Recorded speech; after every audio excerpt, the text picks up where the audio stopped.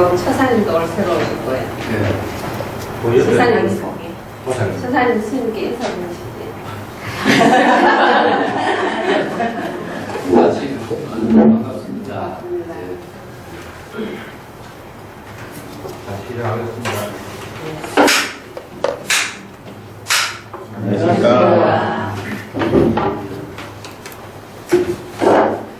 오늘 이 교재는 8쪽부터 할 차례가 있습니다. 지난번에 좀 뒤에 부분이 남아있었는데 8쪽 밑에까지 좀 보고 우인 소문에 하무시자오 이체 정마 그 제외도가 개오시야 수의자하오 중마자는 낙 생사하고 보살의 생사에 이 불사하니 외도자는 낙 재견하지만은 보살의 재견에 이 부동이다. 그분이 한 달날 끝나고 있는 부분입니다. 지난주에 좀 못하고 해서 요거 이야기하고 있는 것 같습니다. 문수사리보살이 이제 유마의 거사를 문병을 가서 질문하는 가운데서 오후에 단 그 8쪽에 보면은 아주 유명한 구절이 지난 시간에 했었어요. 재물이 해탈을 어디에서 구해야 되는가? 오후에 다 보이죠? 재물이 해탈의 경지를 이루는 어디에서 구해야 되는가? 이게 유명한 이마경의 법문입니다.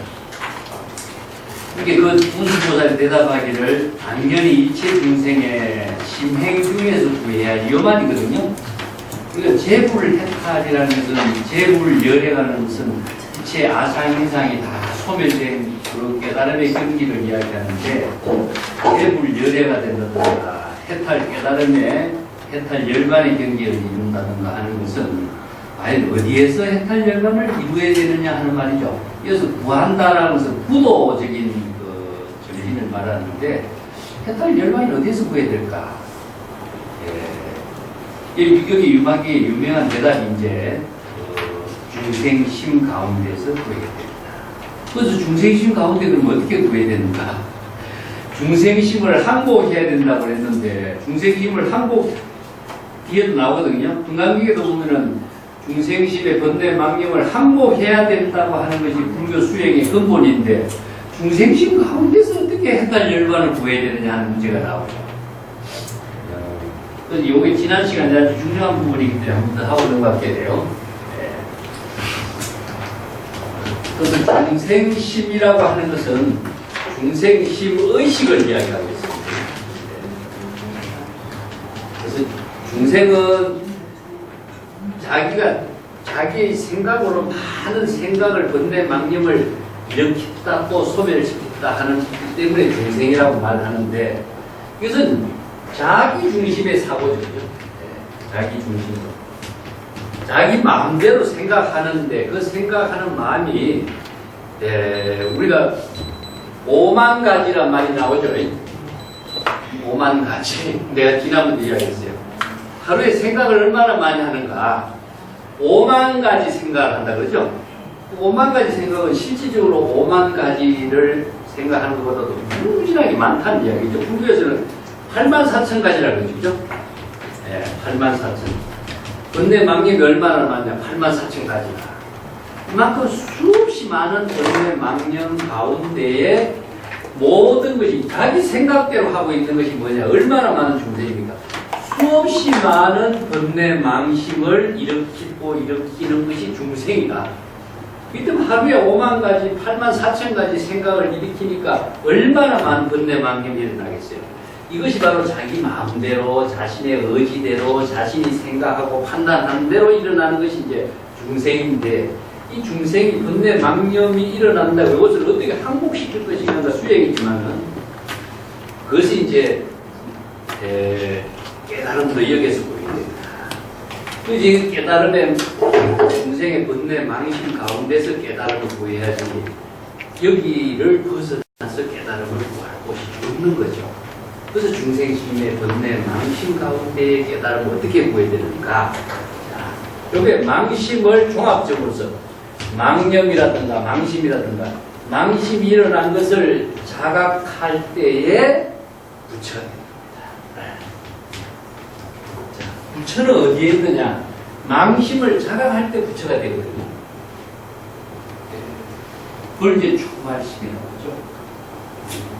초발심은 자신이 마음속에 일어나는 망심이 바로 자신이 망심이 일어난 사실을 자각할 때 망심에서 벗어나는 것이거든요. 그래서 불교에서 모든 수행은 망심 가운데서 망심을 자각할 때 망심을 항복하는 것이 되고 망심에서 벗어나게 되고 망심을 바로 자신의 부처의 마음으로 되돌리게 되는 거죠. 그래서 이 초발심을 바로 뭐냐? 망심을 자각하는 것을 초발심이라고 합니다. 이걸 초발심.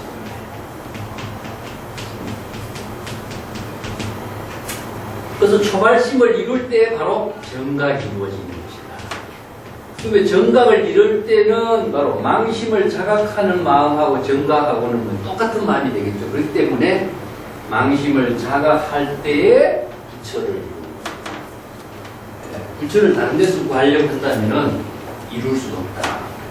그래서 뒤에 보면 이제 유마경 불법인데 보면은 범부 중생은 끊임없이 발심을 하기 때문에 부처를 이루는 인연을 맺어가지고 또 부처를 이룰 수 있는 인연을 만드는 것을 뭐냐면 불종이다. 부처의 종자를 만드는 것이라고 하는데 발심을 하지 않는 사람은 부처의 종자를 만들지 못해요. 그래서 발심을 한다는 것은 자신의 구도심이 있어야 되고 원력이 있어야 되고 부처의 종자를 이루는 그 마음이 바로 이제 구도심이고 항복이 망념을 항복하는 것이 되는데 그런 발심을 하지 못한 사람은 누구냐 하면은 이성의 수행자. 이성의 수행자는 승문정각이라고 그러죠. 이제 성문정각은 이성의 수행자는 성문정각은 아라한이 됐다 그러죠. 아라한이 됐으면은 아라한을 한문으로 뭐라고 번역하냐면 살적이라 그래요. 번뇌 망념의 도적을 모두 다 죽여 없앴다 이런 말이거든요. 그래서 이걸 뭘 죽이느냐 하면은 번뇌 망념의 도적을 자신이 지혜로 만들어가게 하는 모든 도적이 누구냐 하면 번뇌 망념이니까 번뇌 망념의 도적을 전부 다 죽였으니까 번뇌 망념이 없는 거죠. 그래서 아라한은 번뇌 망념이 없기 때문에 바로 이제 깨달음의 경지를 이루었다. 깨달음의 경지를 이루었다는 그 자만심을 갖고 있는 거죠.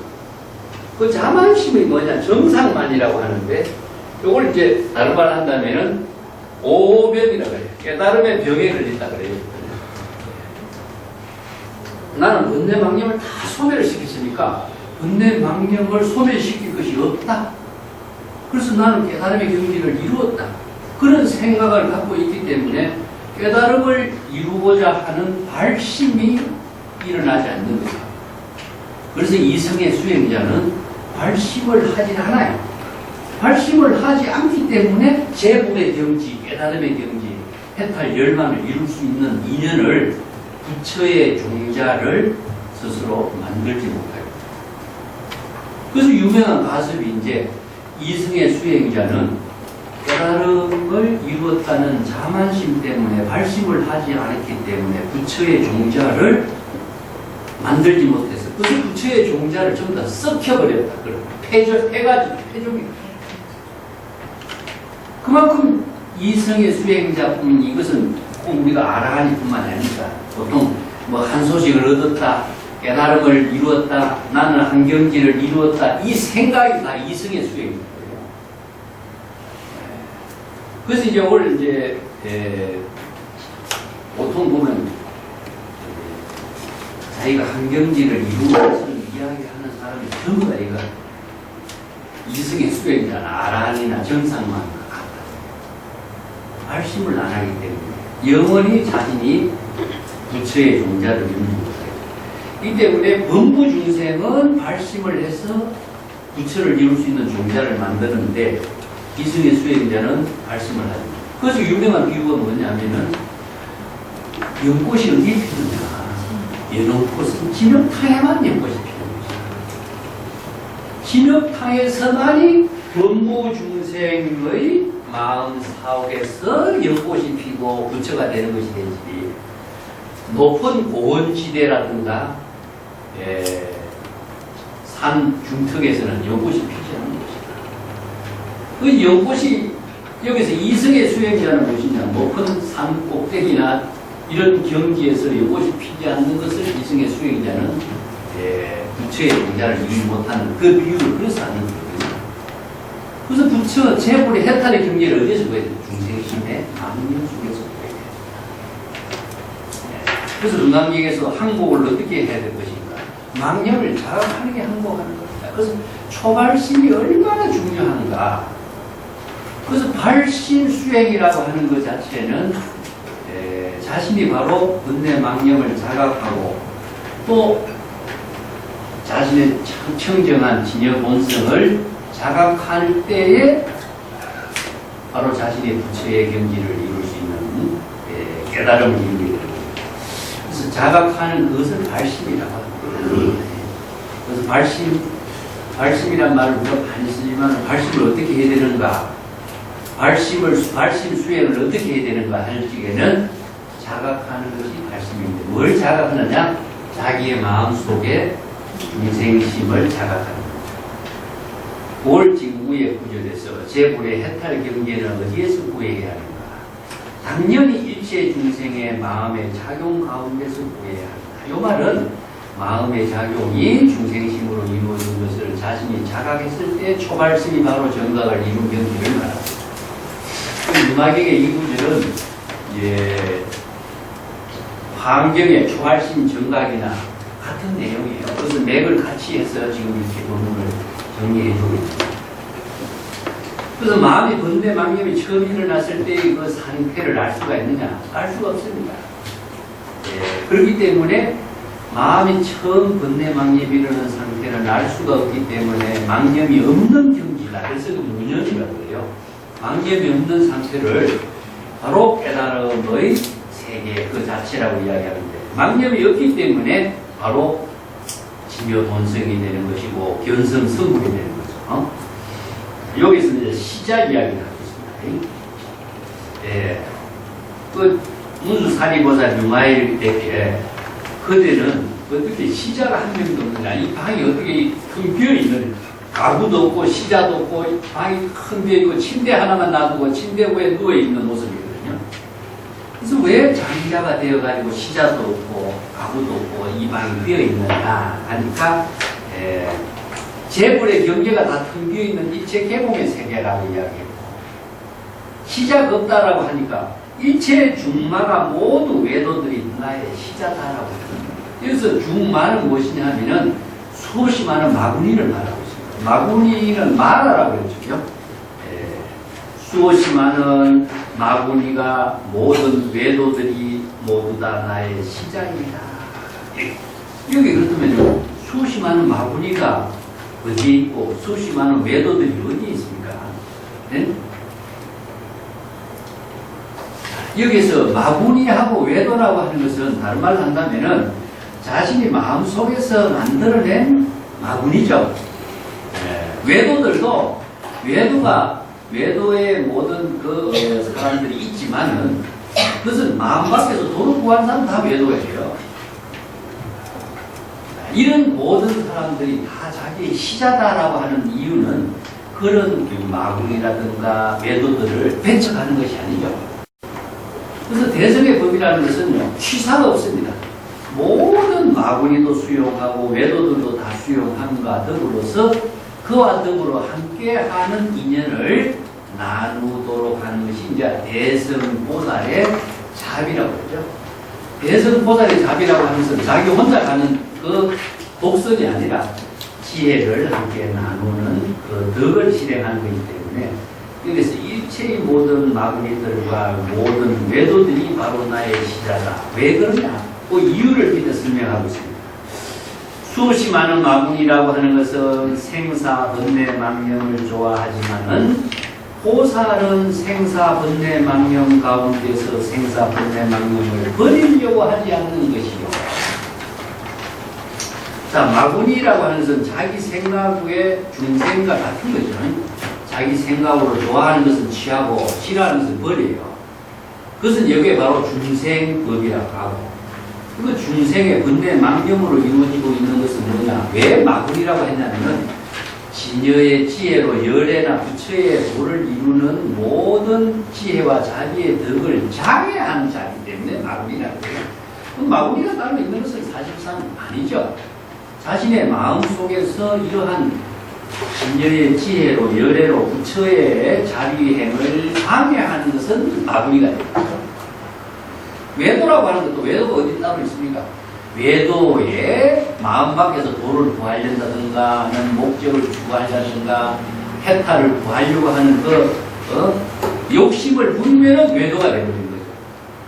그래서 고정된 외도라든가 고정된 마구니라든가 이런 것이 따로 존재하지 않습니다. 전부 다 어디에 있느냐? 자신의 마음 작용에 따라서 외도가 되기도 하고 마구니가 되기도 하고 내가 중생이 되기도 해요. 이걸 이제 지난번에도 내가 했지만은 정법과 사법으로도 이야기할 수가 있겠습니다. 중생심으로 작용하면은 이게 사도가 되는 거예요. 사도. 사법이 되고 사도를 행하는 것이 됩니다. 자, 여기에서 마음 밖에서 도를 구한다는 것은 외도가 또 되는 거죠. 정법이라고 하는 것은 무엇이냐 하면은 바로 자신이 부처의 지혜를 이루는 것은 정법입니다. 그렇기 때문에 정법이나 정도라고 하는 것을 실행하기 위해서 불려주는 정법을 제시하고 있는 거죠. 그래서 일체 중생이 사도에서 생사윤회하는 법을 벗어나도록 하고, 외도라고 하는 것은 허황된 법을 추구하다 보니까 영원히 허황된 길을 걷다 보니까 바로 자신을 보살도로서의 좋은 삶을 살지 못하게 되기 때문에 외도도. 내가 전에 그 비유를 한번 했죠. 우유 이야기, 개구리하고 우유 이야기 한번 했잖아요. 그죠? 네? 개구리 3마리가 있는데 한 마리는 무엇이냐? 여기에서 내가 영원히 살아날 수 없다 생각해서 스스로 자기 스스로 마음으로 판단해갖고 자기 자신을 그냥 죽음을 맞이해버린다. 자기 스스로 결정해버리면서 생기는 부작용이 뭐냐 하면은 자기 스스로의 모든 삶을 포기하는 거죠. 두 번째는 무엇이냐? 내가 여기서 살아남을 수 있는 힘이 없기 때문에 누가 나를 도와줘야겠다. 그러면 무엇이냐? 틀림없이 어떤 신이나 어떤 절대 어떤 존재, 부처가 나와서 나를 구해주리라. 이게 기대를 하고 있는 거죠. 이거는 뭐냐? 외도가 돼요. 그러다 아무리 기다려도 이것이 이루어지지 않을 적에는 어떻게 합니까? 신의 저주를 받았다. 내가 기도가 모자라서 이것을 구원을 받지다. 이렇게 또 자기 스스로 판단해버리는 거죠. 세 번째는 무엇이냐 하면은, 내가 할 수 있는 일이 뭘까? 이런 상황에, 이게 뭡니까? 신전 이전이 이런 상황이 되었을 적에 내가 여기서 할 수 있는 일이 뭘까? 이게 뭐냐? 방편의 지혜를 씁니다. 그래서 자신이 할 수 있는 일은 무엇이냐? 부지런히 자신이 여기에서 벗어나기 위해서 노력하고 힘쓰는 그 일이 뭐냐? 움직이는 생명활동이죠. 그래서 생명활동을 정지하면은 죽음밖에 없는 겁니다. 그 자신의 생명활동을 남에 의해서 하도록 하는 것이 외도가 되고, 자신의 생명활동을 잘못된 판단으로 하는 것은 중생법이 되는 거고, 자신의 생명활동을 시절이냐에 따라서 자신이 방편의 지혜로 바른 판단을 해서 생명활동을 하는 것은 무엇이냐? 바로 불도를 이루는 거고, 그렇게 생명활동하는 인연 속에서 좋은 인연은 긍정이라는 말을 쓰는데, 좋은 인연은 좋은 인연을 만들어가는 힘이 나오거든요. 자신의 생명활동의 힘에 의해서 좋은 인연은 반드시 좋은 인연과 연결되는 것이 뭐냐? 불교의 연기법이에요. 그게 혼자 잘 사는 것이 아니라 자신의 생명을 나눔에 의해 가지고 모든 존재의 생명이 서로의 상관관계의 작용을 통해서 생명의 작용이 나누어지기 때문에 이것을 우리가 말할 때 재물의 가피라는 걸 쓰죠. 재물의 가망이라든가 재물의 가피라는 것은 그것이 어떤 절대자의 힘에 의해서 이루어지는 것이 아니라 모든 생명의 작용에 의해서 이루어지는 거예요. 우리가 태양의 빛을 받는다 하는 것 자체가 뭐냐면 태양이 빛을 비추는 것 자체가 누구 위에서 빛을 비추는 건 아니잖아요. 그렇지만 태양의 그 빛을 비추는 에너지 그 속에서 우리가 뭐 과학적으로 증명해서 찍어도 태양의 빛은 무엇이냐? 광과 명인데 여기서 96가지의 모든 자연의 원소가 다 있다는 거예요. 빛 속에. 이게 96의 모든 생명, 자원의 원소가 여기서 다 작용하니까 일체의 모든 생명체가 이 빛에 의해서 생명작용을 하는 거죠. 그래서 태양의 빛을 받지 않는 자는 생명활동이 불가능합니다. 그와 마찬가지로 그 물이나 나무나 우리들의 생명도 진여의 지혜로 작용하는 생명에 의해서 모든 에너지가 함께 나누어지는 겁니다. 이것이 바로 이제 자기의 생명을 이루는 것은 상구본이고 자신의 생명이 만물과 함께 나누어지는 것은 하와중생이에요. 그래서 태양 그 자체가 작용하는 그 에너지는 태양 그 자체의 본분사인데 그 태양에 비치는 광명은 무엇이냐? 하와중생적인 만물에게 생명의 작용이 되는 힘이 나누어지는 거예요. 그와 마찬가지로 모든 영구의 법에 의해서 진여의 법이 생명의 법칙에 의해서 작용하는 힘이 나누어지는 것을 불교에서는 법의 종교라고 이야기합니다.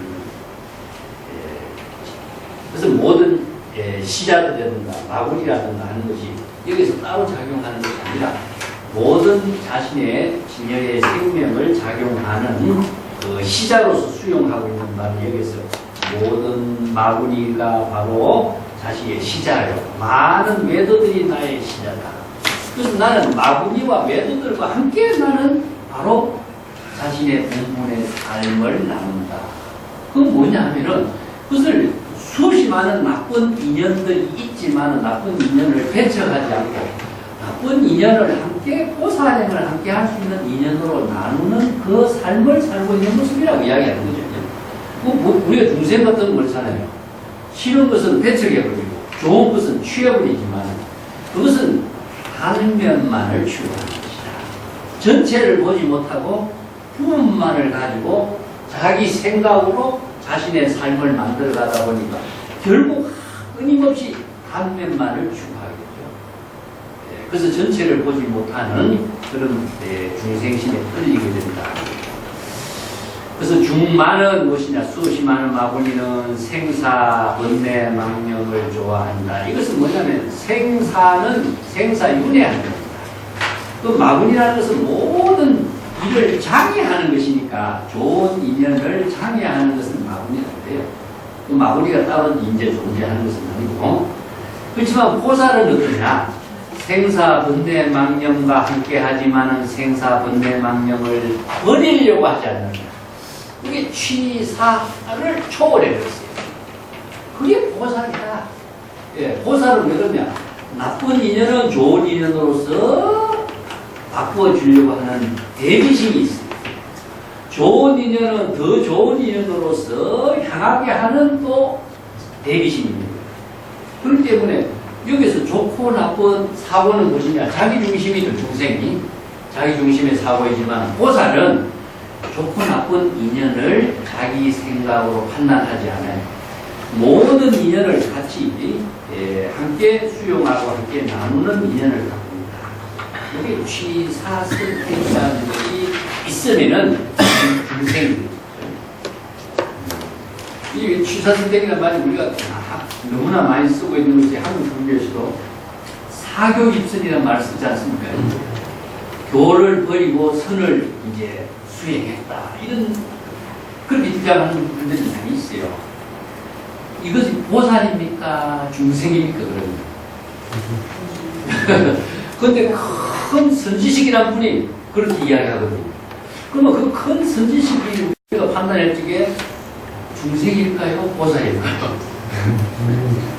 자, 이렇게 안목이 있습니다. 저런 것은 법을 바르게 아는 지혜가 아니다. 자기 생각으로 나는 이제 이런 경지를 공부했으니까 또 차원이 높은 경지에 수행을 해서 이런 경지를 이루었다 하는 것이 정상만입니다.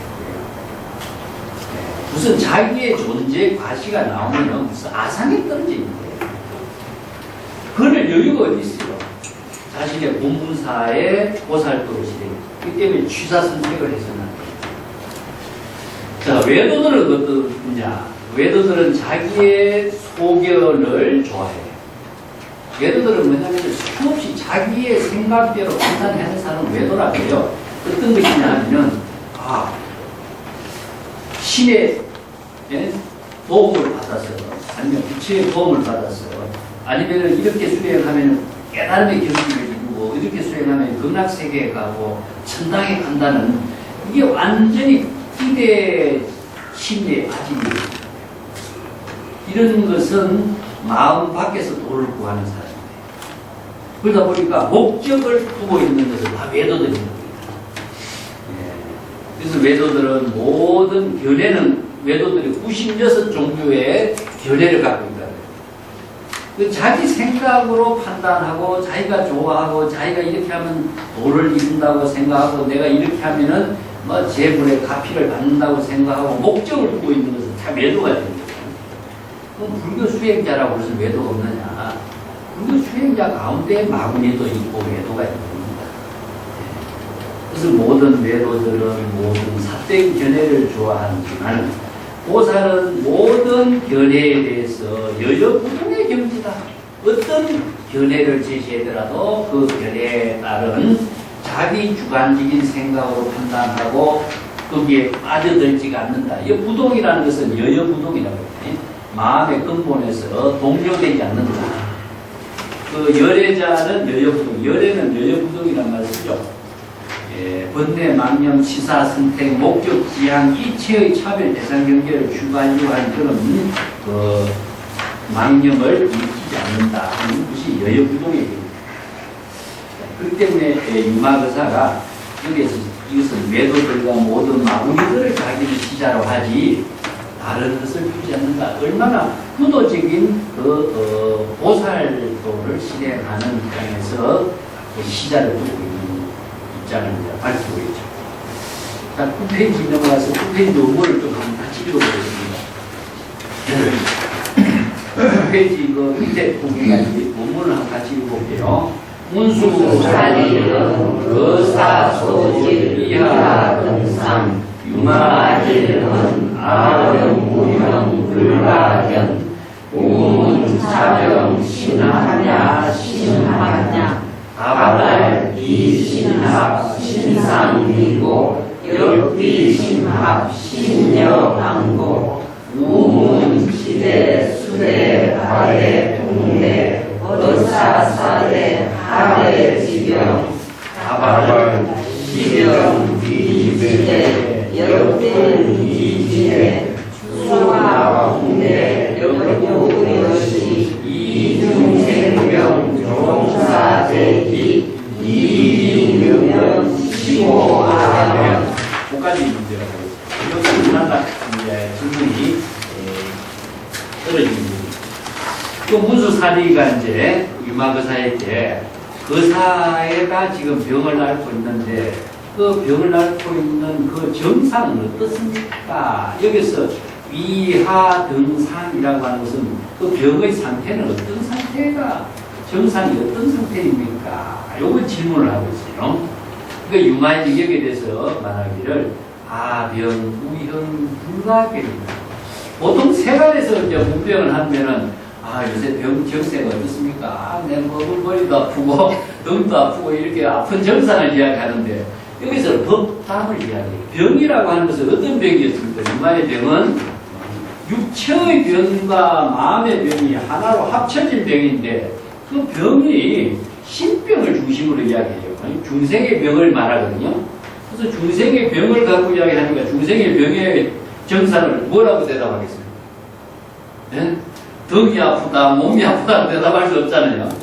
중생의 병에 대한 정상을 질문했을 때 거사가 중생의 병이 있기 때문에 병이 들었다 그랬거든요. 그러면 중생의 병이 어떤 정상인가? 의사에게 질문을 하고 있는데 등이 아프다, 목이 아프다 말할 수 있겠어요? 그러니까 중생의 병의 정상에 대해서 유마일은 내가 앓고 있는 중생의 병이라고 하는 것은 형체가 없어. 그렇기 때문에 병의 정상을 눈으로 보려고 해도 볼 수가 없는 것이요. 자, 이 병은 대상이 없는 겁니다. 불가근, 불가덕, 불가결, 불가신 이런 말 쓰죠. 우리가 금강경 가거신, 불가덕, 근저신, 불가덕 해놨죠. 그죠? 이것은 대상으로 볼 수 없는 세계를 말해요. 왜 그러냐? 앞에 해놨죠. 나의 병은 형상이었기 때문에 불가기입니다. 이게 뭐냐면은 중생의 병이라고 하는 것은 궁극적으로 육체와 마음이 함께 합쳐서 이루어진 병이지만 여기에서는 단순한 육체의 병이다, 정신의 마음의 병이다. 이것을 딱 잘라 이야기하지 않아요. 중생의 병이거든요. 자, 중생의 병을 이야기 궁극적으로 한다면 신병. 아니면은 참선 수행자가 수행하면서 생긴 병을 뭐라는 선병이라고. 공의 법문을 잘못 이해해서 생긴 병이 뭐냐? 공병이라고. 그 다음에 자기는 한 경지, 깨달음의 경지를 이뤘다고 생각하고 주장하는 사람을 이 오병이라고 해요.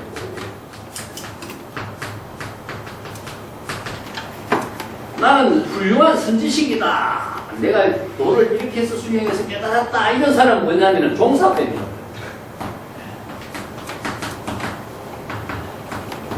근데 이 병이 종류가 많죠? 근데 이게 다 중생의 병에 들어가요. 내용을 이제 구분하면은 신병, 첫째는 전부 다 신병에 들어가요. 근데 신병의 내용도 참선 수행자가 참선 수행을 잘못하면은 신병이라 요거는 선병이 됩니다. 일체 계몽의 경지, 만야의 지혜를 이루도록 공의 법문을 잘 실천해야 되는데 그 공의 법문을 잘못 이해해서 허무주의에 떨어지고 있어요. 마음을 흑공과 같이 텅 비웠다 그러죠? 그 사람은 공병에 떨어집니다. 마음을 흑공과 같이 비웠다는 상태가 어떤 상태겠어요? 자기가 허무주의적인 공병에 떨어진 사람. 나는 한 경지를 깨달았다 생각하는 사람은 깨달음의 병에 빠진 사람이에요. 이게 오병에 떨어진 사람이에요. 이게 종사병이라는 것은 뭐냐면 나는 훌륭한 선지식이다 생각하는 사람은 종사병이에요. 그러니까 이런 모습을 갖고 있는 것을 중생의 병인데 이런 중생의 모습은 형체가 없죠. 그렇기 때문에 신법 무형이요. 신법은 형체가 없다. 그래서 무형이 없다. 그러니까 마음으로 이루어지고 있는 여러 가지 생각, 의식의 대상, 경계로 나타나는 것은 환상과 같고 환화와 같은 것이지 그것이 어떻게 대상으로 눈으로 볼 수 있는가 없습니다. 그렇기 때문에 이 신병은 자, 의사 선생이 환자가 왔을 적에는 어디에 부분이 병이 아프다면 눈으로 보고 빛을 비추고 현미경으로 확대해서 보고 이렇게 해서 판단해서 병을 진단하는데 이 신병은 대상이 없기 때문에 판단을 못하게 되어 있어요. 그래서 신병은 어왕이 판단한다. 부처의 지혜로만이 알 수 있다. 그래서 유불능이라는 거예요. 부처의 지혜로만이 알 수 있다. 그 선언록에도 가끔 이런 말이 있어요. 오늘 우리가 세미나에서도 거의 나오는데 조주 스님에게 음양존자가 이렇게 이야기해요. 일물부장내시 여하고 이런 말씀. 나는 이런 경지를 이루었습니다. 이 말이죠. 제자가.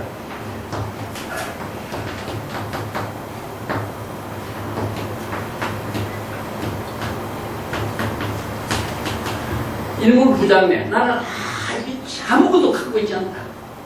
원래 무일문의 경지다. 일체의 분내 망념을 다 비운 상태다.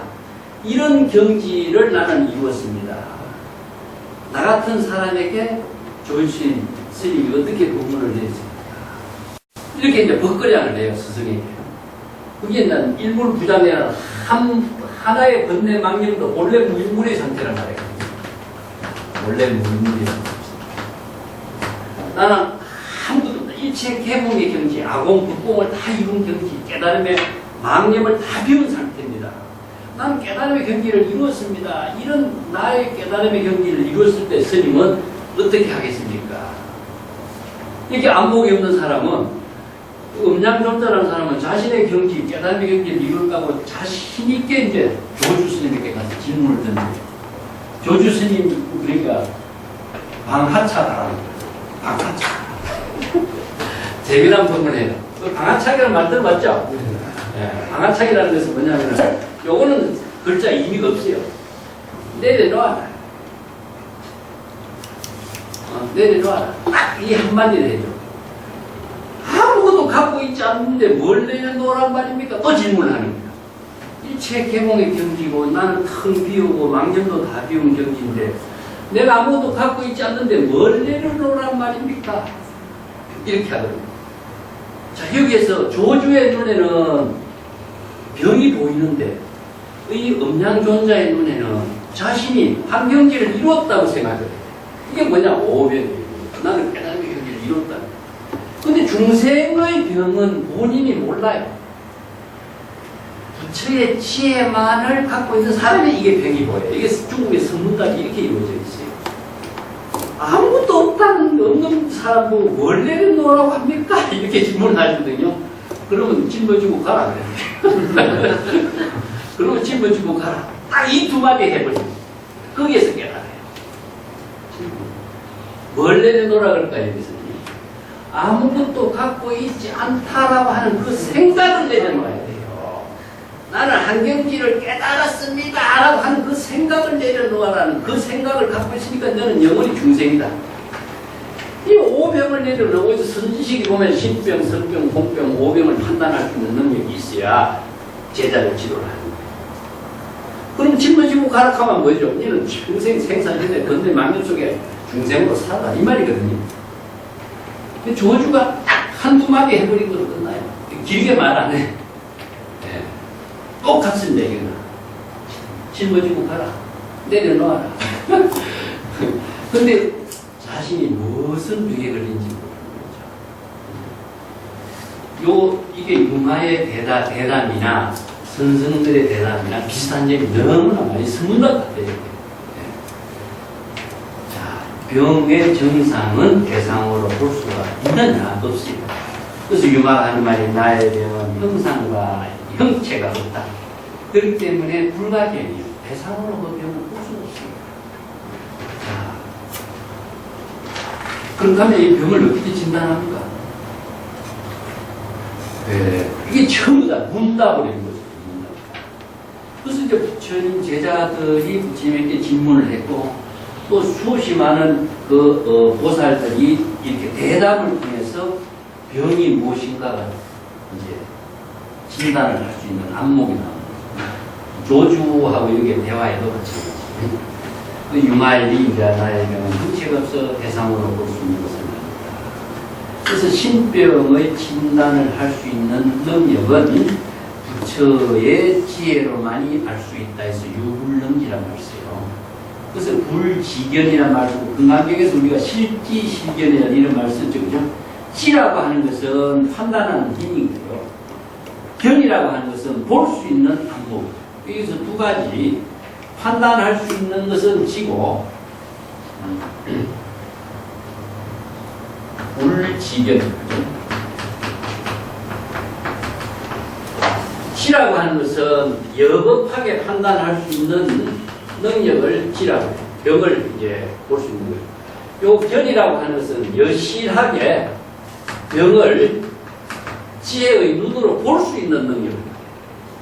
그러니까 법을 모르는 사람은 판단 능력이 없고 법에 대한 안목이 없는 사람도 그 병을 바르게 이제 볼 수 있는 능력이 없는 거죠. 그래서 이걸 불지견, 실지실견 이런 말씀이에요. 그래서 부처의 지혜로만이 능히 중생의 병을 진단하고 판단할 수 있다. 그렇다면 또 이제 문수사리가 질문하죠. 우문, 차병, 신앙자와 심함이라.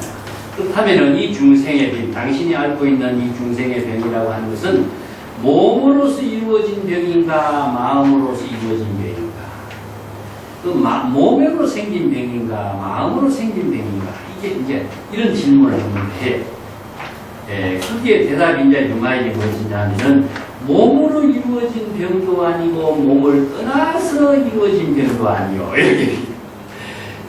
또 마음으로 이루어진 병도 아니요. 마음은 역시 하나와 같은 것이다. 이렇게 또 대답해요. 자, 이게 뭐냐면은 몸과 마음이 떠나서 이루어진 건 아니에요. 중생병은. 몸과 마음을 떠나서 우리들의 중생의 삶이 이루어지지 않아요. 그렇기 때문에 단순하게 몸으로 이루어진다냐 마음으로 이루어지냐 질문을 이렇게 하니까 이건 몸과 마음 어느 하나로만 이루어지지 않았기 때문에 몸으로 이루어진 것도 아니고 몸을 떠나서 이루어진 것도 아니요 마음으로 이루어진 것도만이 아니요 마음이라고 하는 것은 또 실체가 있는 것이 아니기 때문에 그 마음을 떠나서 또 이루어진 것도 아니다. 이런 이야기죠. 이때 요거는 이제 불교에서는요 신심일여로 봐야 됩니다. 근데 중생은 어떻습니까? 보면은 중생은 몸과 마음을 나눠요. 이게 이원입니다. 중생은 이원의 병에 떨어졌다 그래요. 몸과 마음으로 나누어져요.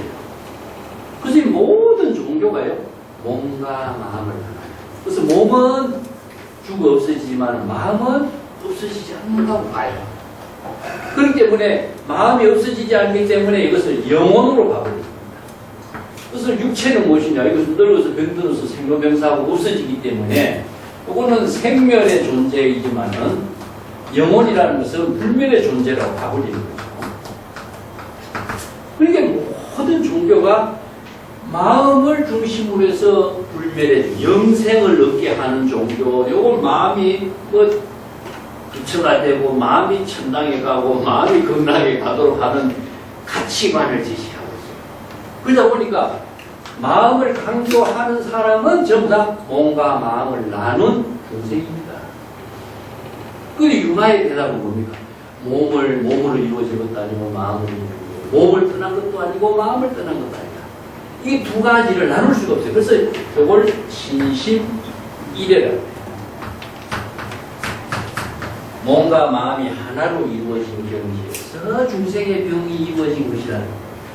그 몸과 마음을 나누기 때문에 많은 사람들이 선지식으로 살면서도 중생의 이원론에 떨어져요. 그래서 저 서문답이라든가 선생들의 논문에서 가장 크게 지적받는 것이 뭐냐? 몸과 마음에 대한 분별심에서 벗어나지 못하는 거죠. 마음을 강조하는 사람이 얼마나 많아요. 마음이 부처고 마음이 도를 지르고 전부 다 마음을 찾고 마음을 중심으로 해서 다 선지식이 다 법문하죠. 전부 다 그건 뭐냐? 몸과 마음을 나눈 사고입니다. 그래서 이 융화경의 이런 부분도 몸과 마음을 나누는 것은 차별에 떨어져요. 그래서 몸으로 이루어진 것도 아니요 몸을 떠나서 이루어진 병도 아니요 마음으로 이루어진 병도 아니요 마음은 하나와 같은 것이다. 이렇게. 그래서 마음이라고 하는 것은 실체가 없는 거죠. 실체가 없는데 마음이라고 하는 것이 우리의 모든 몸과 마음이 하나 된 경지에서 이루어진 병이다. 또 질문합니다. 그러면은 몸과 마음이 하나로 이루어져서 몸과 마음을 여의지 않고 이루어진 병이라고 하니까 불교에서 이제 원소론을 제시합니다. 지수하풍, 이게 불교의 4대죠. 이게 불교뿐만 아니라 인도의 고대 철학에서요. 모든 생명의 존재는 지수하풍 4대에 의해서 존재하게 된 것을 이제 사원소론이라고 하죠.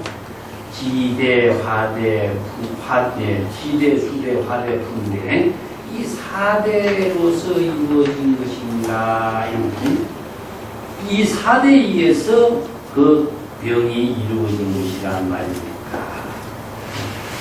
지수화풍을 불교에서는 모든 존재, 우리가 육체뿐만 아니라 모든 존재의 실상이 전부 다 지수화풍으로 이루어집니다. 그럼 내가 전에 한번 5대 이야기 한번 했죠. 네? 지수화풍, 홍 하면 5대가 됩니다. 근데 탑을 세우는 것도 전부 다 거기에 기준을 두고 지수화풍, 홍 이렇게 해서 4대, 5대를 중심으로 해서 탑을 만들어요. 그래서 이제 요게 불교의 경전에서는 4대 400이라는 말 들어보신다고 그러거든요. 400, 400. 400이 있어요. 400, 400은 어디냐면 400은 무엇이냐? 지수, 화풍. 여기 4개가 101가지. 지대에서 101가지, 수대에서 101가지, 화대에서 101가지, 풍대에서 101가지. 그래서 이 자기의 몸과 마음이 지수, 화풍에 의해서 404가지의 병이 있다. 그래서 400, 400이라는 말을 이제 쓰는데 이것이 지수, 화풍에 의해서 병이 다 이루어지기 때문에 여기에서도 그러면 지수, 화풍에 의해서 이 병이 이루어지는 병이냐 이런 질문을 하는 거죠. 자기 몸에 대한 견해 생각이 무엇이냐면 중생은 4대 5원이란 말을 쓰죠. 4대는 지수화풍 원소로 이루어진 것이고 5대라고 하는 것은 뭡니까? 바로 색, 수상, 행식입니다. 색은 물질이고 수상, 행식은 정신작용이에요. 이 때문에 육체적인 작용하고 정신적인 작용이 그 5원으로 표현하는 거죠. 그래서 4대 5원으로 이루어진 중생의 모든 병이냐. 이런 이제 질문을 하는 거예요. 그게 대답이 유마길이 시병은 이지대요. 분리지대요. 이 병은 내가 알고 있는 이 중생의 병이라는 것은 지대에 의해서 이루어진 것이 아니지만은 지대를 여인 것도 아니다. 앞에 몸에 의한 것도 아니지만은 몸을 여인 것도 아니다 했죠. 똑같습니다. 몸과 마음을 어느 한쪽에 구분해가지고 이루어진 것이라고 한다면은 차별상이 떨어져요. 근데 여기서 지수, 화풍, 4대에 의해서 우리가 모든 원소가 함께 이루어져서 우리의 몸이 이루어지는데 몸으로 이루어졌다고 한다면은 부분에 의해서 이루어진 것밖에 안 되겠죠. 그래서 지수, 화풍, 4대의 구성에 의해서 이루어진 것도 아니지만 그것을 또 떠나서 이루어진 병도 아니다. 그래서 지수, 화풍, 4대와 함께해서 이루어진 병이다 하는 의미죠. 그래서 지수, 화풍, 4대를 다 제시했지만 그 어느 한쪽에만 의해서 이루어진 것이 아니라는 사실을 이야기합니다. 이래서 중생의 병이라고 하는 것은 4대에 의해서 병이 일어나는 것이지만 그 병이 있는 것 자체가 바로 4대와 함께 하면서 이루어진 병이 바로 나의 중생의 병입니다. 그 4대를 떠나서 이루어진 것도 아니고 4대를 여의해서 이루어진 것도 아니고 4대와 함께 하면서 이루어진 병입니다. 그렇기 때문에 중생의 병이라고 하는 것은 지수, 화풍, 4대, 오온, 몸과 마음 이것이 하나로 합쳐진 가운데서 이루어진 병이라는 거예요. 그래서 여기서 전부 다 부분으로서 이루어진 모든 세대를 다 초월한 거죠. 그래서 육체와 마음을 따로 보는 것은 이원에 떨어집니다. 그 다음에 고정관념에 또 떨어지죠. 또 아상인상 중생상이라고 하는 그 자아의식에 또 떨어지죠. 그것은 바로 전부 다 중생의 병인 것인데 여기에서는 중생의 병이 어떻게 이루어지는가. 그래서 4대를 함께 이루어진 병, 몸과 마음을 구분으로 이루어진 것도 아니고 몸과 마음이 함께 이루어진 병. 이게 바로 중생의 병이다. 이 때문에 중생의 병이라는 것은 육체와 마음을 떠나서 있는 병도 아니고 4대를 떠나서 있는 병도 아니에요. 4대와 함께 하면서 있는 병이고 몸과 마음이 함께 하면서 이루어진 병인데 그것이 뭐냐? 중생의 신뜻입니다. 그래서 몸과 마음에 함께 하면서 이루어지고 있는 중생의 병을 유마거사가 앓고 있습니다. 그 유마거사가 자신의 병을 앓고 있는 것을 이렇게 몸으로 직접 보여주고 있다라고 하는 것은요. 우리가 병들어 있는 모습이지만 자신이 병들어 있다고 생각을 자각을 못하고 있는 것이 중생이에요. 그렇기 때문에 병이라고 하는 것 자체는 건강을 함께 항상 자각하게 하는 힘을 제공해 주는 거예요. 병든 사람이 자기가 병들었다고 이야기하는데 병든 것을 자각하지 못하면은 자신의 건강을 회복을 하지 못하는 거죠. 이 불교 수행의 이해 하나 비유적인 건데 그걸 우리가 본래 건강이라고 하는데 본래라고 하는 말을 다른 말을 한다면은요 본래 열방, 본래 해탈, 아니면 본래 면목,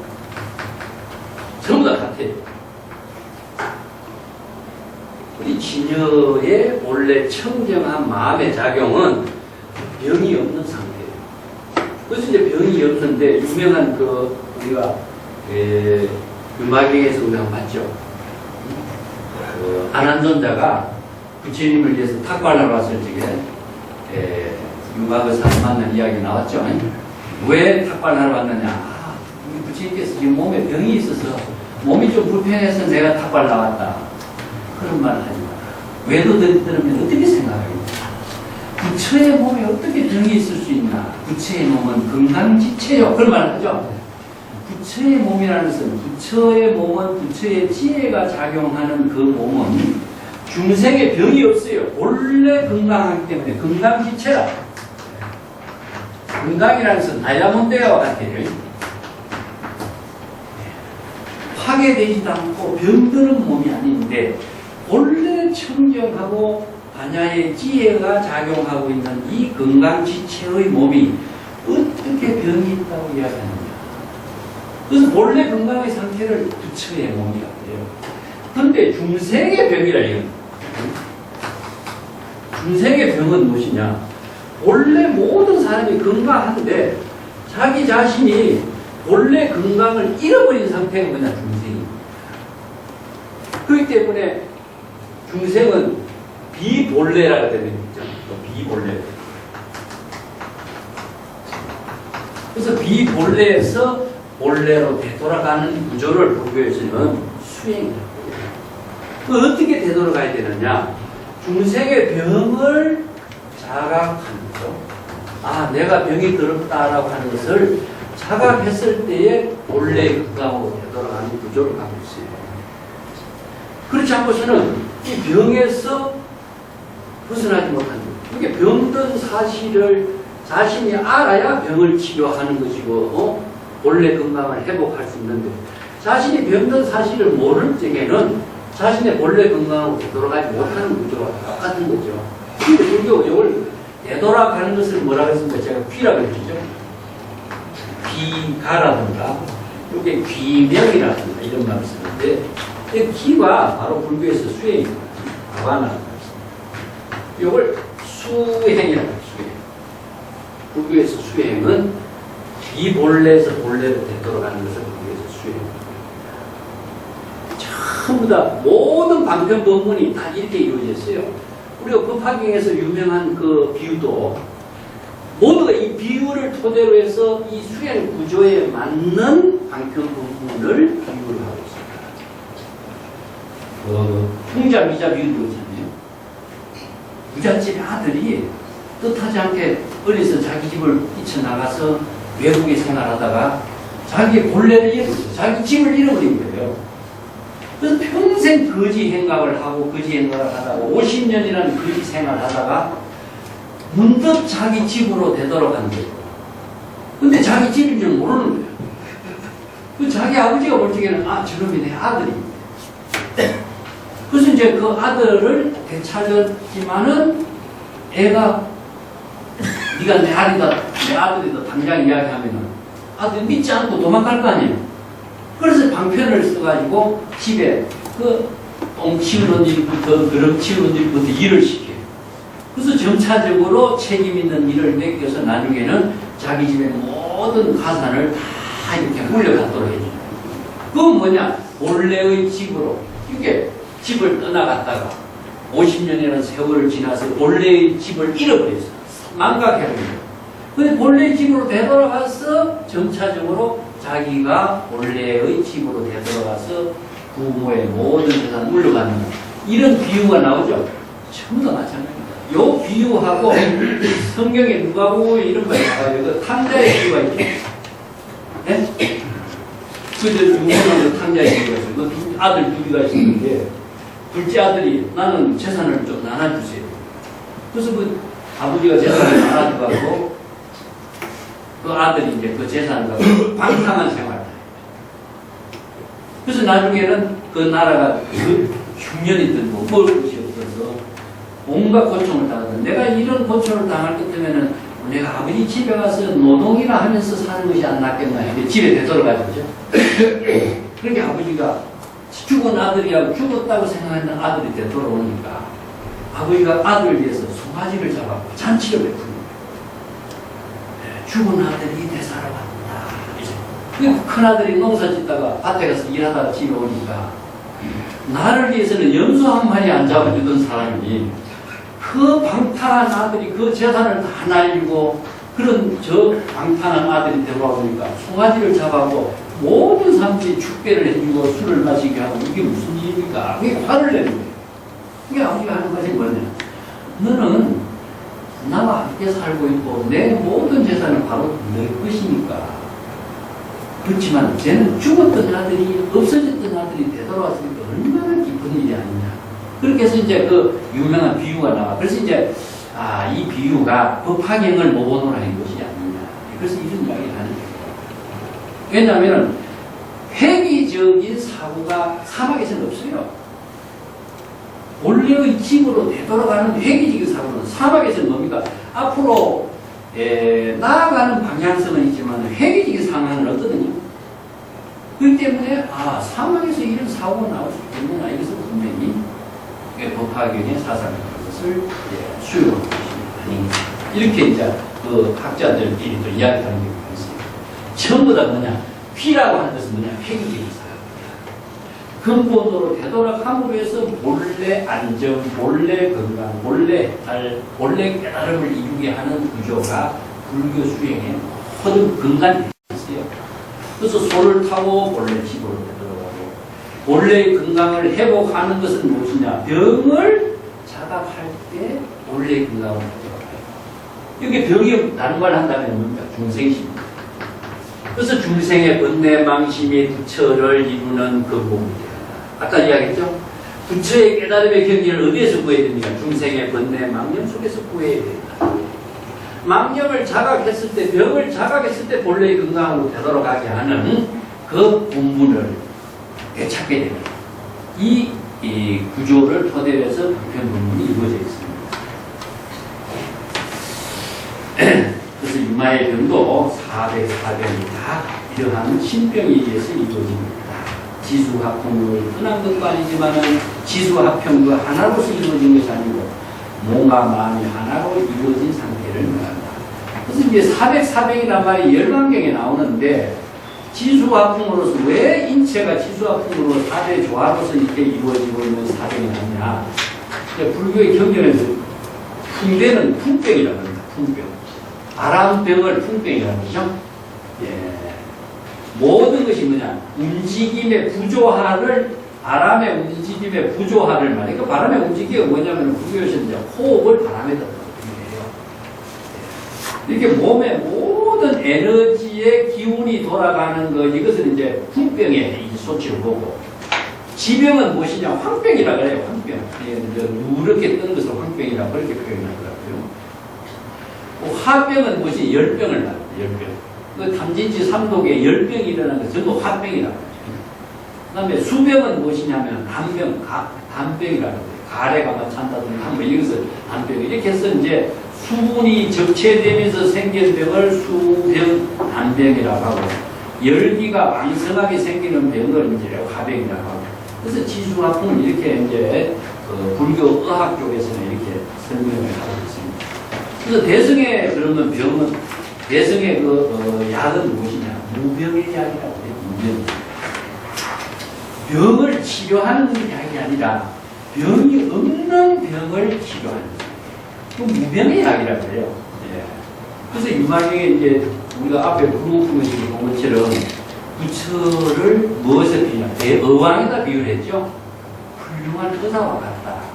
그래서 지박하라고 하는 의사는 중생의 육체의 병을 치료하는 사람이지만 나는 중생의 병을, 신병을 치료하는 대의왕이다. 이렇게 해서 대의왕이 되어가지고 모든 중생의 병을 잘 치료하고 그 병에 맞춰서 응병요약, 병에 맞춰서 약을 처방하고 그 약을 복용함으로 해서 무량의 공덕을 이루고 부처의 깨달음의 경지를 이루도록 하는 그 법을 제시하는 것이 이제 대의왕의 역할로 이루어집니다. 그 불교에서 이제 훌륭한 의사를 의왕에다 비유했고 길을 안내하는 그 모사에다 비유했고 자, 10쪽의 원문을 같이 읽어보겠습니다.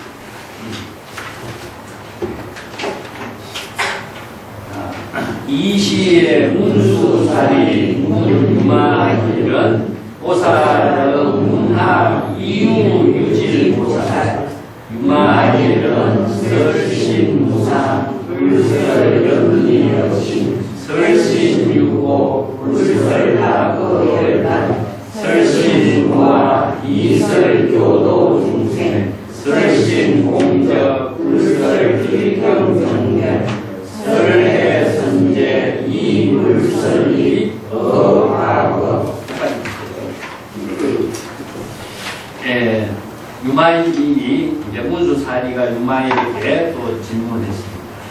그럼 보살은 어떻게 병이 든 보살을 위로해야 합니까? 유질보살, 위유라는 것은 위로하다, 이문하다 그런 말입니다.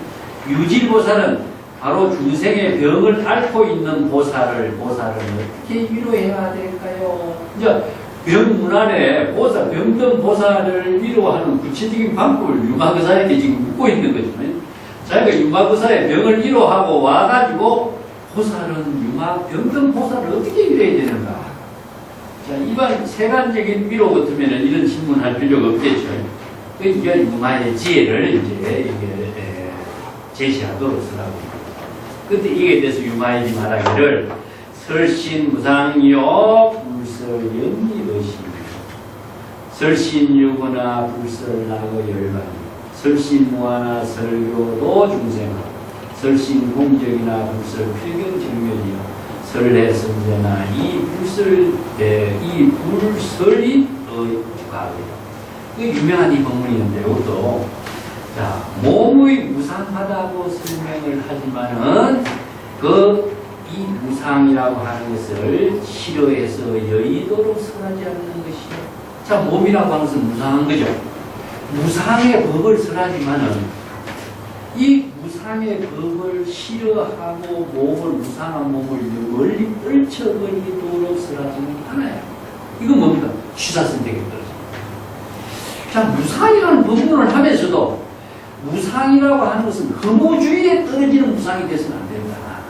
무상이라고 하는 것은 몸의 병이 무상한 그 진실을 바르게 아는 지혜를 깨달아야 되는 것이지 그 지혜를 통해서 방편의 지혜를 쓸 수 있는 능력을 체득하는 법을 제시해야지 이것을 바로 허무주의라든가 몸이 무상한 것이니까 몸을 다 떨쳐 없애버린다든가 몸을 무시해버린다든가 이런 사고가 된다면 반별론에 떨어져요. 취사선택에 떨어지는 이런 오히려 취사선택 중생의 훈별망상에 떨어지게 됩니다. 그렇기 때문에 이게 불이법문입니다. 이게 무상이라고 하는 진실을 바르게 깨달음으로 해서 무상의 진실을 지혜로 전환할 수 있는 능력을 부족하게 하는 거예요. 그렇지 않다면은 방편의 법을 설하는 의미가 없죠.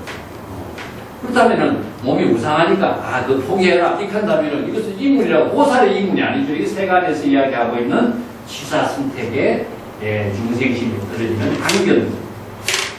자, 몸이 모든 고통이 있다고 설하지만은 바로 열반의 낙을 추구하지 않는다고 추구하는 것이라고 설하지만, 자, 여기서 열반의 낙이라고 하는 것은 탐착하는 겁니다. 자, 몸은 고통이니까 고를 벗어나는 것이 뭡니까? 낙이죠. 그 낙이 무엇이냐? 고를 여의고 낙을 추구하도록 한다면은 이것도 취사선택이 떨어져요. 자, 고를 통해서 진정한 깨달음의 열반의 낙을 깨달아 제독하도록 설해야 된다 하는 말이에요. 여기 요 차별의 모든 대상 경계를 초월해서 그 방편의 지혜로 그 경지를 체득할 수 있도록 설해야 됩니다. 이렇게 이문을 해야 됩니다. 자, 몸이 무아라고 설법을 하지만은 무아의 법을 이체 중생들에게 바르게 깨달아서 인도할 수 있도록 해야 합니다. 무아법이 왜 몸이 무아인 것인가 하는 것을 중생들에게 잘 지도하고 가르쳐서 무아의 법이라고 하는 몸의 시체를 바른 지혜로 깨달아 체득할 수 있도록 지도할 줄 알아야 됩니다. 그냥 몸이 무아로만 단정한다면은 그것이 판별상에 또 떨어지는 거죠. 자, 몸은 공격한 것이라고 설하지만은 필경정멸이라고 설해서는 안 됩니다. 그래서 공격이라고 하는 것은 일체의 모든 번뇌, 망령, 몸으로 집착을 다 여의도록 하는 것을 말해요. 그래서 몸으로서 우리가 탐착하고 있는 게 뭡니까? 바로 가래죠, 가래. 자기가 부족한 것을 추구하려고 하는 것인데 그것을 다 떨쳐버리도록 제시한 것이 뭐냐? 공격인데 쓸데없는 것을 다 비우는 것이 공격이죠. 몸으로서 추구하는 욕망을 다 비워야 된다 하는 것이 이제 공격의 본문이지만 그렇다고 해서 필경 궁극적으로 정멸을 설해서는 안 된다. 여기서 정멸은 여기서 연관이 아니라 여기서 허무주의. 몸은 허무주의적이고 험한 것이다.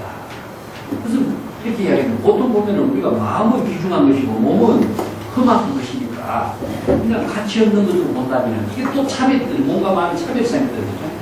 그래서 몸과 마음은 하나예요, 하나.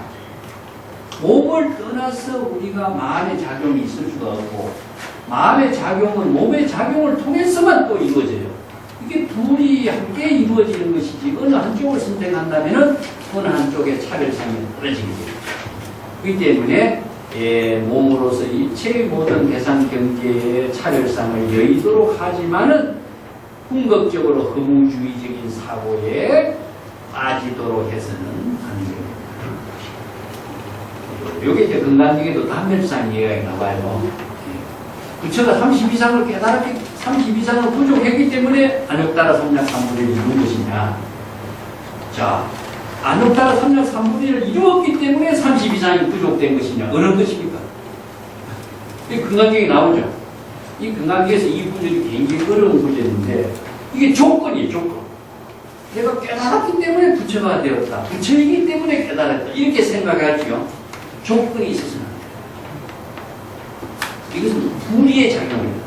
깨달음과 30 이상이 동시에 이루어지는 것이고 깨달음의 작용과 함께 안욕따라가 이루어지고 30 이상이 부족되는 것이지 조건에 의해서 이루어지는 부분은 하나도 없어요. 근데 우리가 몸이 있기 때문에 마음이 있기 때문에 몸 이런 조건이 있을 수가 없는 거예요.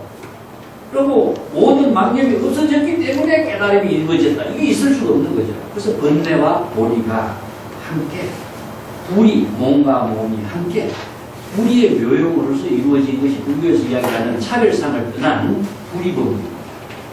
여기 유마경에서 모든 기본이 뭐냐? 불의법문으로 이루어져 있어요. 불의라고 하는 것은 중생의 자의식과 차별상을 모두 여의고 진여의 근본, 본래 건강, 본래 열반, 본래 해탈의 지혜로 이루어지는 삶을 불의법문이라고 합니다. 그래서 몸이 공격한 것이라고 설법은 하지만은 궁극적으로 정멸 허무주의라고 이렇게 설해서는 안 됩니다. 자, 이전에 지은 제업을 참회해야 한다고 설법은 하지만은 과거의 일에 대해서 탐착하도록 하는 일을 설해서는 안 됩니다. 그래서 과거에 들어가다 이런 말이거든요. 과거의 모든 사고에 빠지도록 해서는 안 된다 이 말이에요. 이게 보면 과거의 모든 생각을 하는 것이 뭐냐면요, 망념이에요, 망념. 우리가 이걸 무엇이라고 해요.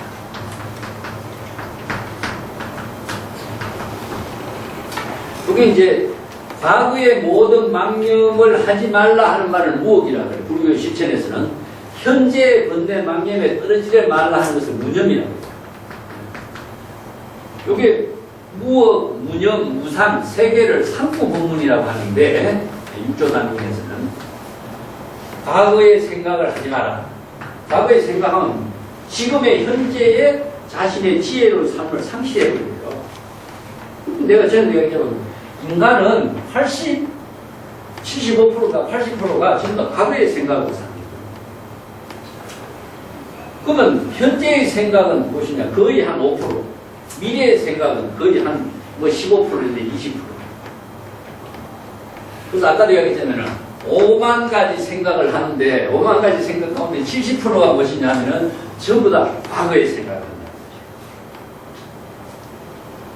거의 한 20, 30%는 현재와 미래에 대한 생각.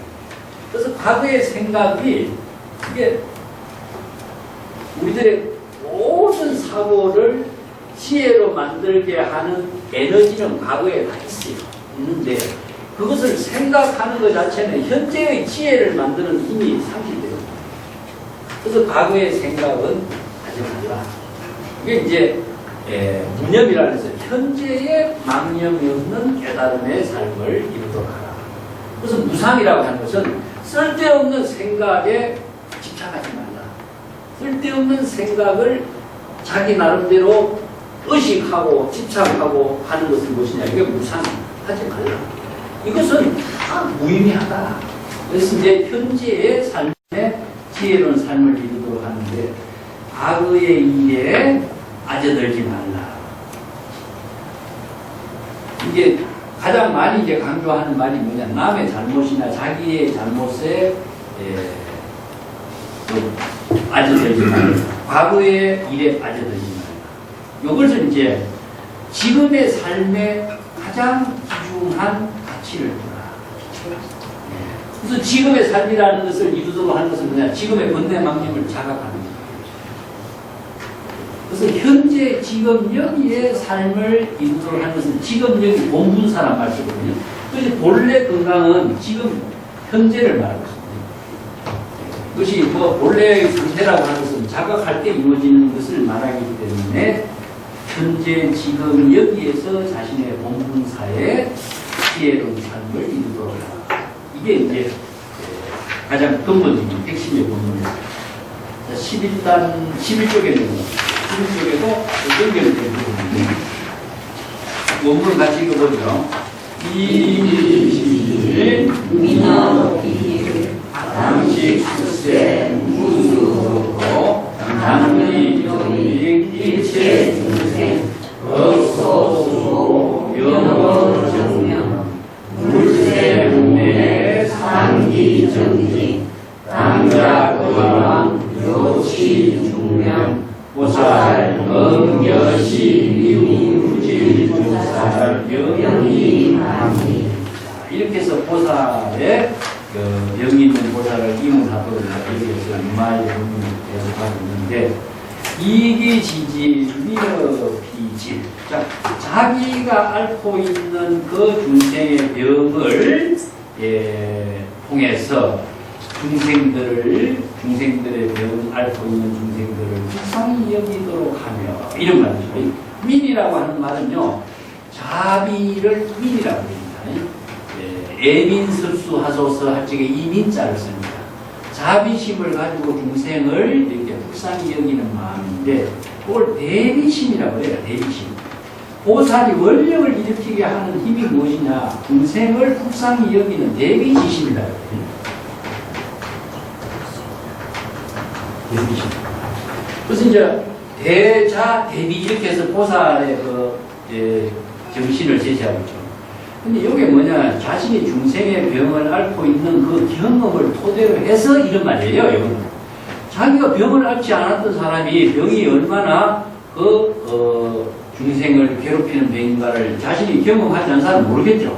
그러니까 자신이 알았던 중생의 병을 경험을 토대로 해서 병을 앓고 있는 저 중생들, 보살들을 불쌍히 여길 줄 아는 마음을, 이게 대비심을 일으키란 말이에요. 그 다음에 당식 숙세 무수 걷고, 이것은 숙세라는 것은 과거를 말하거든요. 과거 숙세에 무수한 세월에 겪은 고통을 반드시 잘 알고서 자각하고서 당연하게 일체 중생들을 유익되도록 하고. 근데 여기에서 숙세 이런 말은요, 지금 이전이 다 숙세입니다. 불교에서 시제를 이야기하는 적에는 과거, 전세, 숙세 이런 말인데, 숙세의 모든 일을 아는 것을 숙명이라고 그러죠. 숙이라고 하는 것은 과거의 의미를 두고 있습니다. 과거는. 그러면 현재는 무엇입니까? 요건 이제 미래. 그래서 과거의 현재, 미래를 어떻게 구분을 하냐면은 지금이라고 하는 찰나의 시간을 토대로 해서 이루어져요. 그렇기 때문에 이걸 전제하는 것은 과거, 지금 이후는 전부 다 미래인데, 그래서 지금이라는 시간 속에서 과거, 현재가 나누어지는데, 과거 시간을 구분할 수 있는 게 없어요. 이 때문에 어디에서 있냐? 이것은 생각의 시간.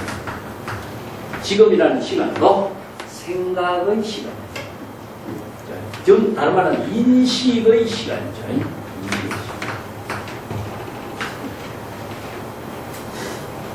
오늘 이제 우리에서는 찰나라든가 급이라든가 이런 것도 의식으로 인식하고 있는 시간일 뿐이지, 그것이 시간의 어떤 단계, 그 구분이 나눠지지 않습니다. 그렇기 때문에 여기서 시기라고 하는 말도 숙세에 무수하게 많은 세월에 겪은 고통을 잘 인식하고 잘 알고서 마땅히 일체 중생들에게 이익이 되도록 하는 그 자비심을 갖도록 해야 됩니다. 그건 뭐냐면 자신이 여기서 무수하게 겪은 고통이라는 것은 생사윤회의 고통입니다. 이게 뭐냐? 생사윤회의 고통이 다름 아닌 중생의 병이에요. 그래서 중생의 병으로 보살이 과거에 무수하게 많은 세월 동안 중생의 생사윤회의 고통을 겪은 그 사실을 자신이 경험해서 알고 있는 거죠. 그렇기 때문에 이런 중생이 고통에서 벗어날 수 있도록 일체 중생에게 요익이 될 수 있도록 자비심을 가져라. 요익이라는 것은 일체 중생을 이익되게 하는 것인데, 중생을 이익되게 하는 것은 궁극적으로 뭡니까? 중생이 생사윤회에 벗어나서 해탈해서 원래 건강을 회복해서 생사해탈을 이루어서 부처의 지혜를 이루도록 하는 거죠. 그래서 요익이라든가 이익이라든가 이런 말을 쓰는데, 이건 세간에서 이야기하는 이익하고 다릅니다. 세간에서 이익이라고 하는 것은 물질적으로나 목적적으로 이익이지만, 여기에서 이익은 생사윤회를 벗어나는 이익이죠. 그래서 생사의 고통을 벗어나게 하고 열반 해탈을 이루도록 하고 또 지혜와 자비의 공덕을 이루게 하는 이익을 만들어줍니다. 그것이 이제 중생을 요익하고 이익되도록 하는 자비심입니다. 억소수복의 영어 증명하여 지금까지 자기가 과거 무량의 세월 동안의 수행과 복을 닦은 그 모든 기억들을 가지고, 이게 수복인데 이 수는 수행입니다. 그 복은 무엇이냐? 공덕과 복덕을 복으로 표현합니다.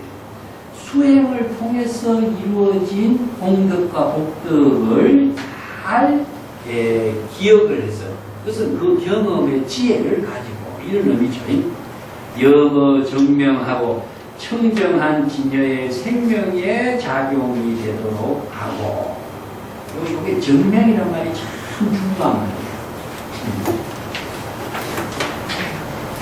보통 수행을 통해서 이루어지는 것은 무엇이냐면은, 아까 이야기했지만 수행은 중생심의 망념을 자각하는 걸 그렇죠? 자, 그래서 수행은 항상 발심수행, 좀 같이 이루어져.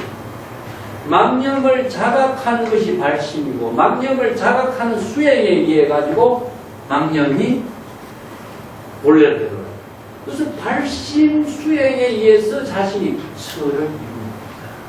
그래서 여기에서 망념이라는 것은 뭡니까? 수없이 많은, 아까 여기 84,000가지의 망념의 건데 병이 있는 거죠.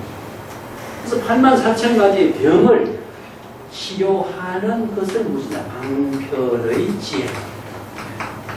그래서 우리가 불교에서 지혜란 말을 많이 쓰는데, 이 지혜는 중생의 망념의 병을 치료하는 방편의 지혜입니다. 그래서 지혜가 하나가 될 수 있냐? 이거 일체종지란 말을 써요. 그래서 일체종지를 이루어지다 이런 말을 쓰죠. 발음을 할 적에 일체지, 일체종지 이렇게 표현합니다. 여기서 일체지나 일체종지는 무엇이냐? 수없이 많은 84,000가지의 번뇌 망념을 다 치료할 수 있는 방편의 지혜예요. 그 때문에 이 수없이 많은 중생의 병을 다 치료할 수 있는 방편의 지혜를 부족했을 때에 바로 자신이 본래 건강한 본래 면목의 지혜로운 삶을 부처의 지혜를 부처와 같은 어왕의 지혜를 쓸 수가 있는 거죠. 그래서 그 지혜를 가진 것이 뭐냐? 수복이라고 해요. 그래서 망념을 통해서 발심하고 망념을 통해서 강편의 지혜를 이룬 그것이 바로 수복이 되는 거예요. 그래서 수행과 복을 이뤘다, 공덕을 이뤘다 하는데 공덕을 어떻게 이룹니까? 그래서 경제를 보면 이런 것이 굉장히 막연하게 그냥 넘어가면요. 공덕도 알고 수복도 아는데 구체적으로 어떻게 해야 된다. 잘 발심이란 말 모르는 사람이 어디 있어요? 그렇지만 발심을 어떻게 해야 되는지 몰라요. 그렇기 때문에 여기서 공덕을 이룬다는 것은 망념을 자각하는 발심 수행에 의해서 공덕이 이루어집니다. 발심 수행에 의해서 자신의 깨달음을 이루게 하는 수행과 복덕이 이루어져요. 이걸 한마디로 만나면 이게 이제 공덕의 내용은 무엇이냐 하면은 지혜와 자비입니다. 그죠? 이제 지혜와 자비는 지혜는 상구보리고 하와증생이 뭐죠? 자비죠. 그래서 공덕을 이루는 것은 발심 수행에 의해서 공덕이 이루어져요. 이걸 수복이 이루어지는 것인데 발심 수행은 어떻게? 번뇌 망념을 자각하는 방편의 지혜를 통해서 발심 수행에 의해서 수복이 이루어지죠. 그래서 일체 중생을 이익되게 할 수 있는 능력도 이러한 발심 수행에 공덕의 힘이 있어야 돼요. 그런데 여기 일체 중생들은 어디에 있습니까? 항상 내가 한 번씩 다시 점검하고 넘어가야 합니다.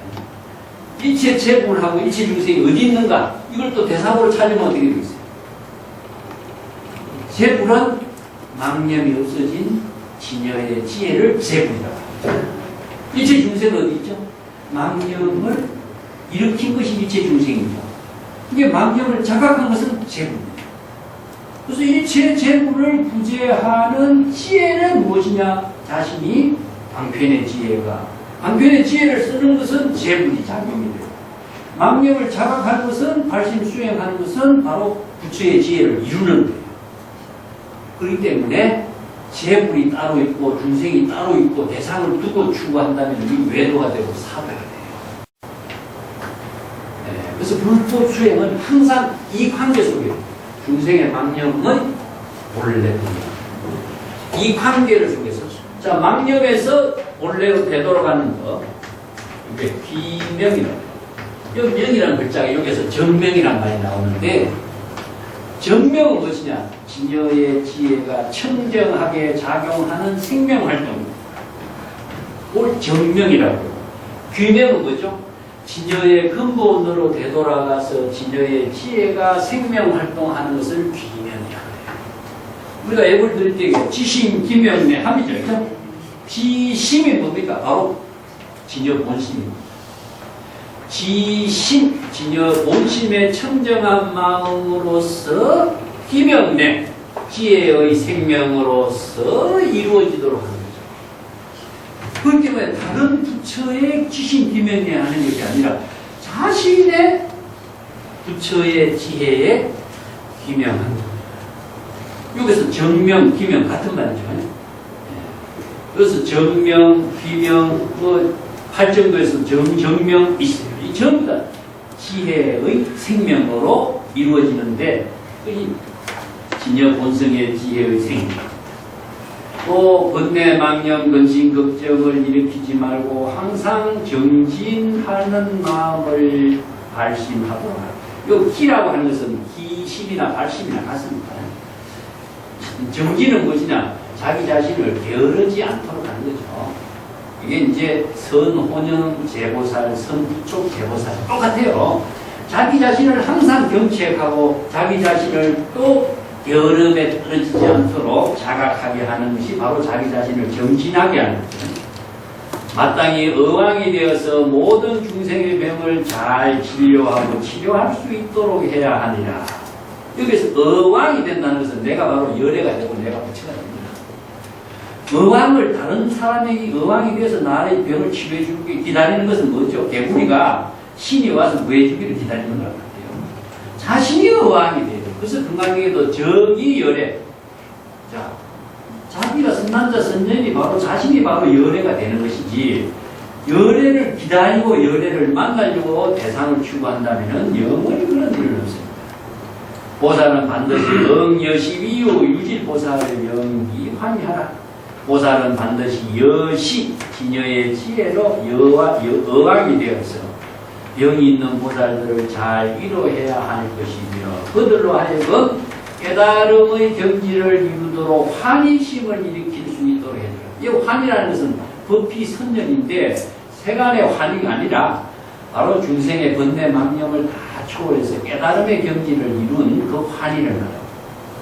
여기서 병이 든 중생의 보살을, 중생심의 병이 든 보살들을 위로함으로 해서 진여의 지혜로, 부처의 지혜로 더 이루어졌을 때에 그들이 바로 환희심을 기도해요. 이거 법피선언이라고 합니다.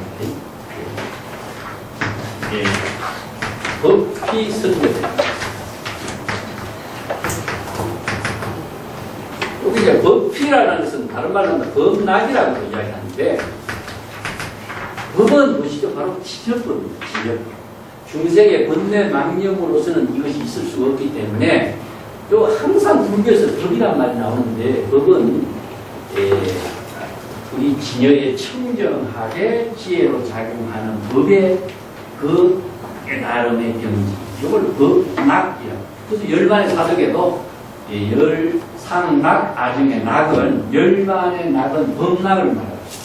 그래서 법피 선열락 이런 말을 쓰는데, 여시, 응여시 항복기심, 응여시 주, 응여시 보시 금강경에서 여러 번 나왔죠? 여시는 바로 진여의 지혜와 같이, 진여의 지혜의 작용으로, 그것은 바로 열애가 된 경지에서 그 말과 똑같습니다. 진여의 지혜를 이룬 경지에서, 열애와 같은 경지에서 중생의 병을, 보살의 병을 위로했을 때, 그 보살들로 하여금 법피 선열의 환희심을 이루도록 하라. 이렇게 이문을 해야 됩니다. 저 세간에서 이문은 뭡니까? 아이고, 병 잘 치료해라. 이렇게 이문이지만은, 이게 보살이 위로하는 것은 중생의 병을 치료하고 부처의 지혜를 깨닫도록 하는 위로가 돼. 이 말이죠. 예. 그래서 이제 중생부지의 그 중생을, 일체 중생을 요익하게 하고, 또 그 깨달음의 지혜로서 지혜 청정한 진여의 생명이 되도록 하고, 일체 번뇌 망념을 초월해서 항상 부처의 지혜를 정진하도록. 우리가 선에서 이야기할 때 보임이란 말 쓰죠. 보임. 보임이란 말 들어보셨습니까? 네? 깨달음을 이룬 사람이 잘 어떻게 보임했다 이런 말을 써요. 보임은 선호념 제보살, 선부촉 제보살 하는 겁니다.